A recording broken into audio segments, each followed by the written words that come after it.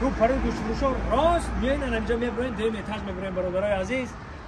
چیزی که میگیری 10 تومن بیا اومدن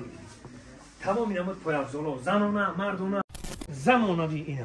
ببینید یگان کمبودی نداره این مغازین کلان در خدمت شما برادرای عزیز زمینی میگن که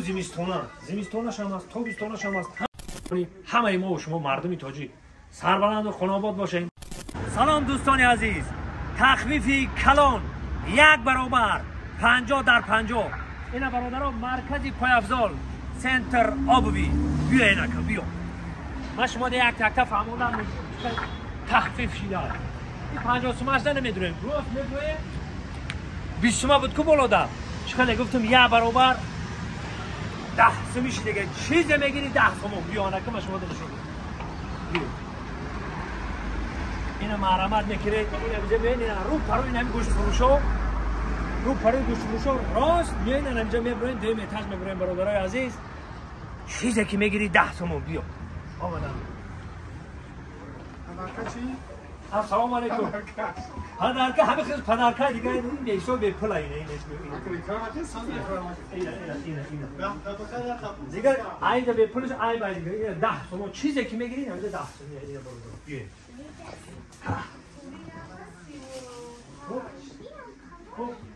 بیا بیا اومدن تمام اینا پای افزالا زنونه مردونه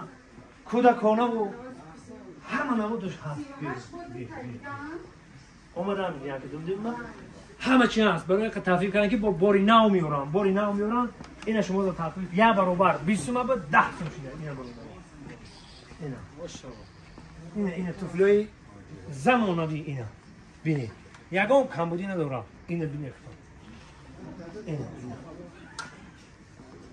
اومدم یک مغازین کلان در خدمت شما برادرای عزیز اینا مرمت کنین بیاین خریداری کنین اینا